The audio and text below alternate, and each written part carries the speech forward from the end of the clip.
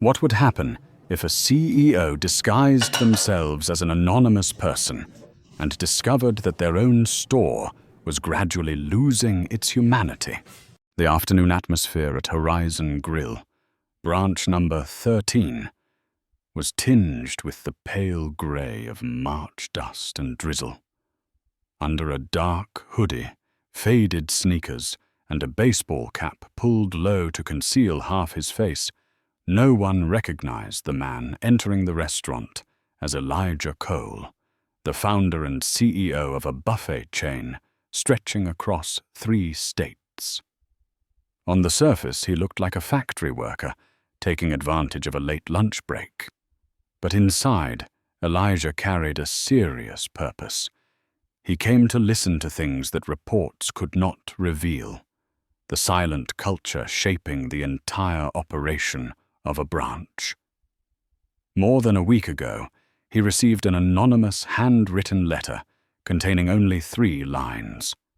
"The Columbus branch is changing. It's no longer the place you trusted. If you still care, please come once as a regular customer." The letter carried no evidence, no signature, but it haunted Elijah for 3 nights. Recent numbers hadn't yet sounded alarms, but quietly slipped downward. Rising turnover rates, unusual overtime costs, customer feedback scattered with quiet words like cold, indifferent, lifeless.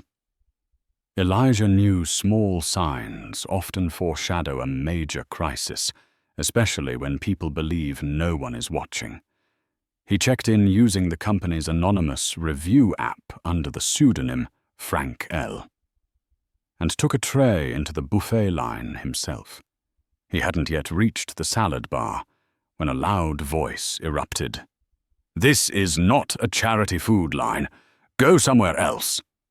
The sound came from behind the hot food counter, where a man in a wrinkled white apron and worn baseball cap was pointing at a middle-aged man in an oversized coat. The latter said nothing, only lowered his head with heavy eyes. Elijah gripped his tray tightly. No rude words were spoken, but the employee's tone held a cold disdain harsher than any shouting.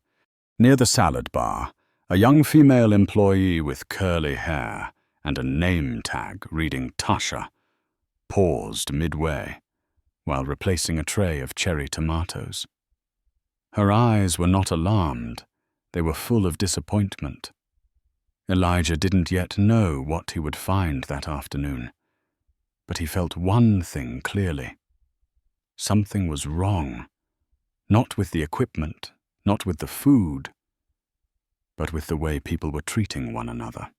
That night, after the restaurant's lights had gone out and the last customer had left, Elijah still sat in the parking lot at the back. He remained in his car, watching the neon lights flicker endlessly ahead, mirroring the restless feelings stirring inside him. He had planned only to observe, take notes, and then retreat. But the afternoon scenes would not allow that. He couldn't ignore how a person was treated like trash in the very space he had built with a belief in kindness. Elijah opened his phone and accessed the internal management system. Despite his disguise, he still retained special access.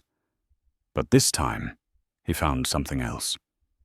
An anonymous short video had been uploaded from an employee account of the branch, footage from a warehouse camera showing Chad, the loud employee from the afternoon, discreetly handing a stack of bulk discount vouchers to a stranger not in uniform. Chad's face bore a calculating smile. Elijah paused the frame as the two shook hands. This evidence, combined with earlier behavior, was no longer mere attitude, it was a sign of abuse of power. Without delay, he called Tony, the regional executive director. "I need a meeting tomorrow morning, 7 o'clock, before opening. Gather all management levels. Store 13. There's rot at the core." On the other end, Tony hesitated for a moment, then replied curtly, "Understood." Elijah hung up and looked back at the building. The glass reflected a tired, worn image. The cracked signage and flickering lights echoed the weary spirit of the team inside. He sighed. There are things in a business that cannot be fixed with procedures or budgets. They must start by clearing out the shadows that have lingered too long. And to do that, he knew he couldn't just send a report.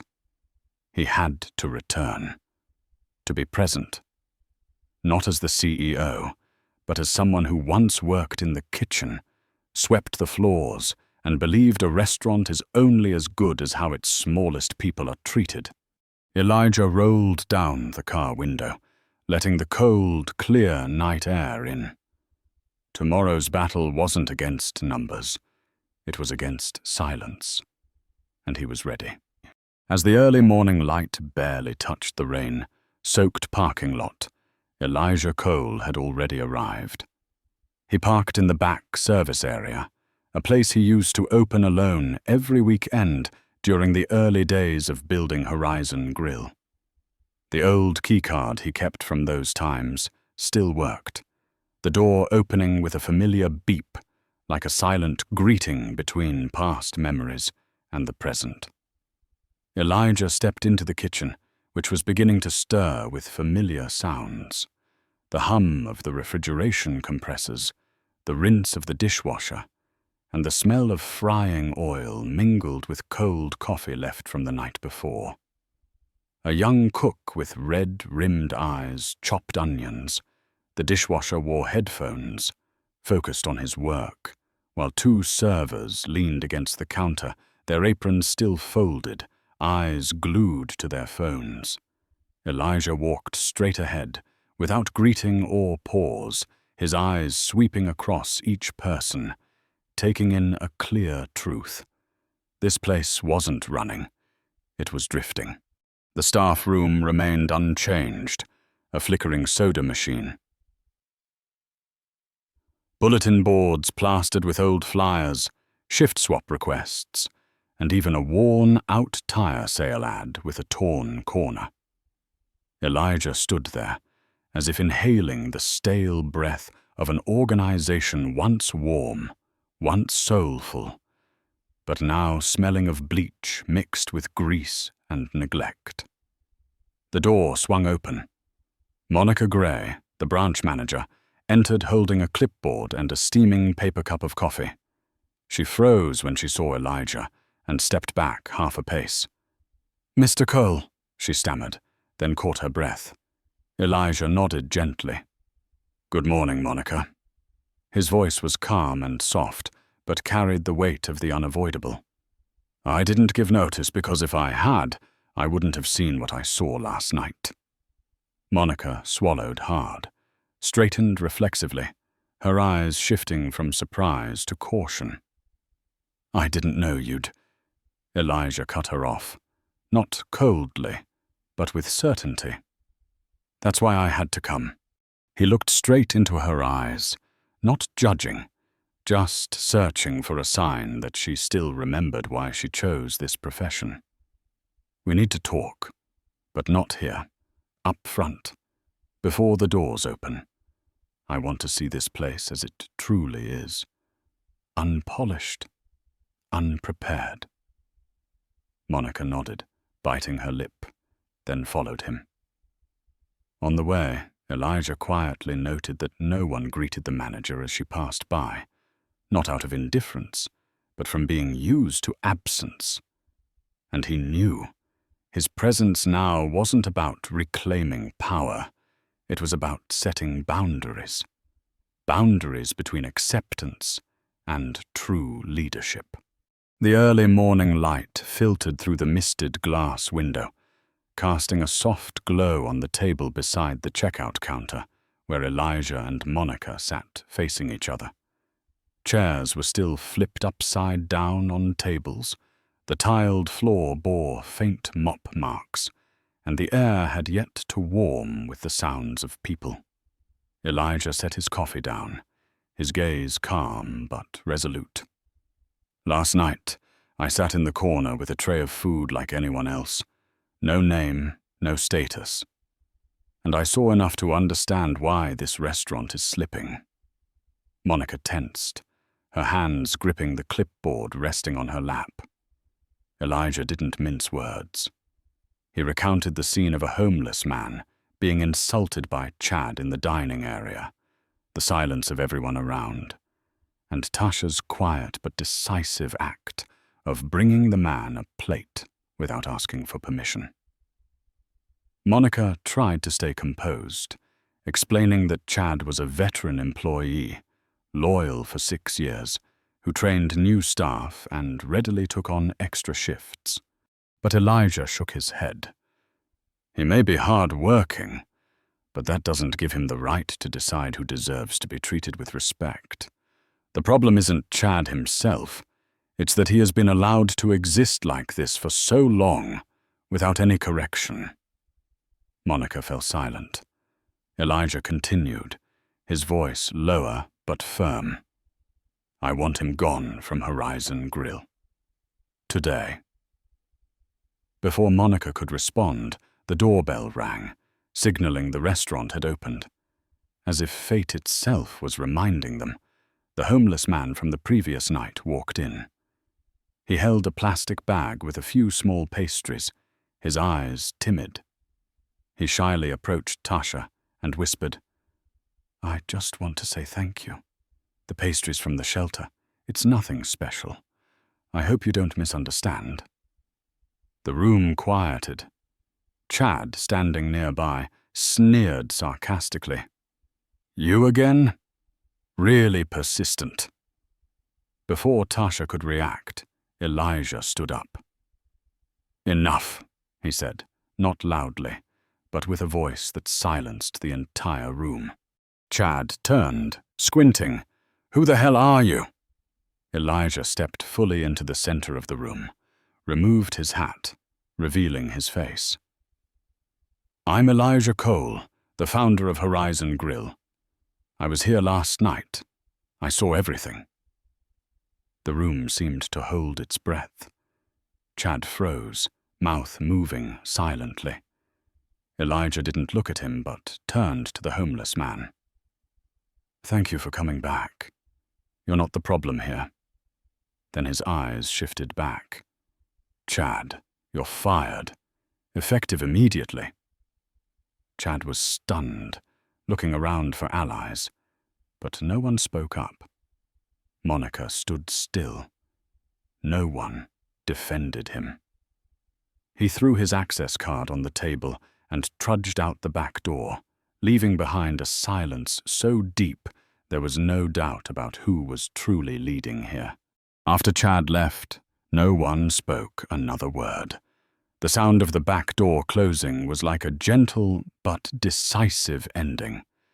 Elijah stood still for a moment, his eyes no longer stern as before, but softened, as if listening to something invisible. A silence beginning to shift. He turned back to the table and looked at Monica. Now I need you to do one thing. Gather all the staff in the customer seating area. Before we open the doors, I want to talk to them. Monica nodded. No resistance, no questions.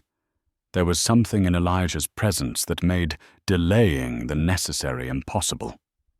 10 minutes later, all the staff, cooks, servers, cashiers, quietly assembled in front, forming a semicircle around the seating area. Elijah stepped forward, not standing on a podium. No microphone needed. He stood among them, hands tucked into his jacket pockets. I'm not here to threaten. I'm not here to punish. I'm here because I believe this place can be better if we start with the simplest kindness, with customers, with colleagues, and with ourselves. No one answered, but eyes began meeting his, no longer avoiding. Elijah looked toward Tasha, the young woman with curly hair and sharp eyes, who quietly did the right thing yesterday without an audience. You don't need anyone's permission to act with kindness. And that's why I want you to take on a new role." Tasha's eyes widened, as if she misheard. "Starting today, you're the head of service. And if you agree, we'll begin management training next week." No applause followed, but the whole room seemed to breathe differently. Lighter, brighter. Elijah turned back to the crowd. "From now on, anyone who insults customers or colleagues will leave here. No warnings, no excuses. But if anyone, customer or staff, needs help, we help. No procedures required." Again, no voiced agreement was needed. The silent nods, Dylan's glance from the dessert counter, Luis's slight tilt from the kitchen were enough. Elijah said no more. He pulled a chair in the corner, sat down, placing his phone aside. "Now open the doors," he said. "I'll sit here all day, not to supervise, but to listen." And the door opened. Light poured in, like a signal to begin anew, not with slogans or banners, but with presence.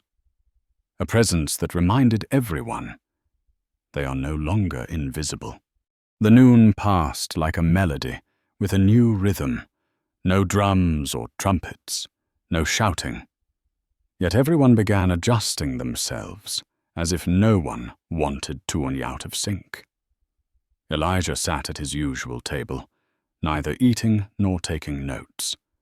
He observed. Dylan, the young employee who had been scolded the day before, was now quietly replacing the dessert trays.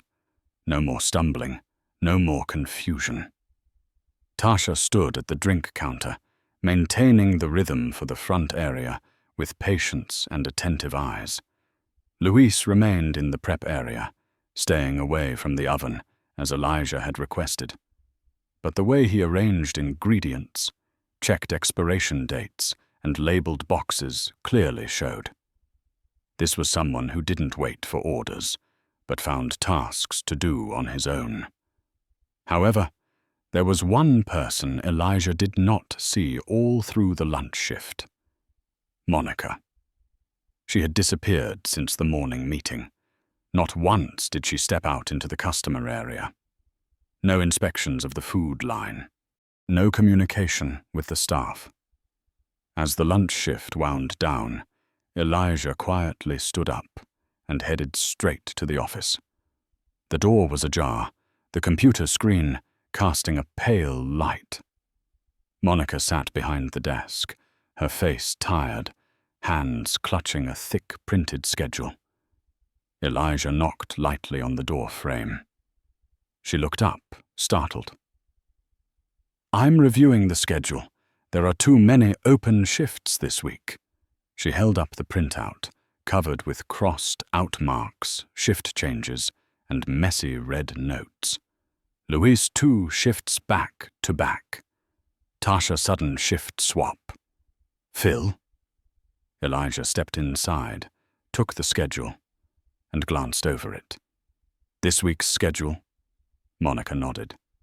"I'm comparing it with last week, checking for unexpected absences, trying to patch it up."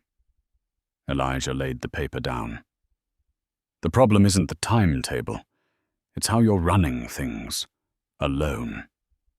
Monica sighed. "New hires aren't reliable. The old ones quit suddenly." "I didn't want to report it because I thought all branches were like this," Elijah interrupted gently but firmly. "When you fear that reporting will reflect badly, you put your reputation above the team's health. That's when the organization begins to fail."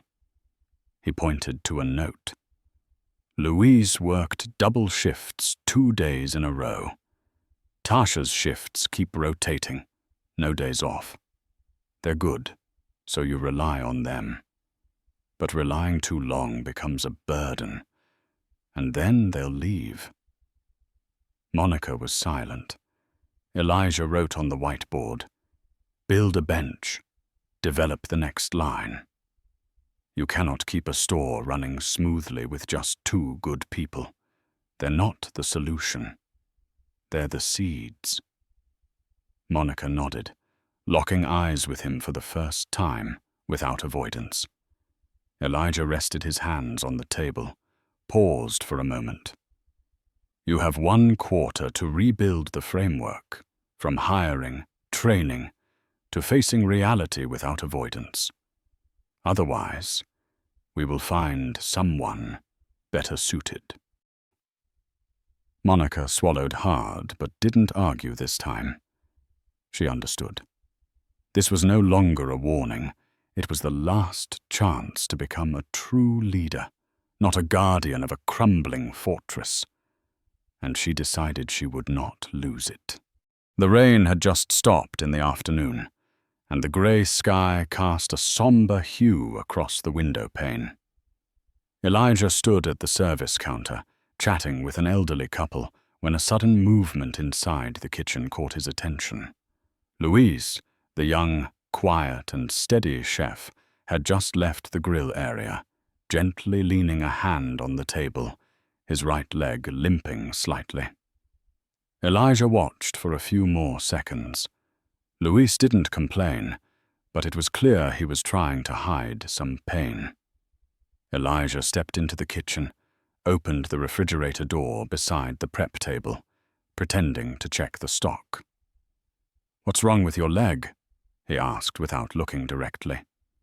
Louise startled, then forced a smile. "Nothing. Last week I helped unload the truck. Probably just a slight sprain. I'm used to it."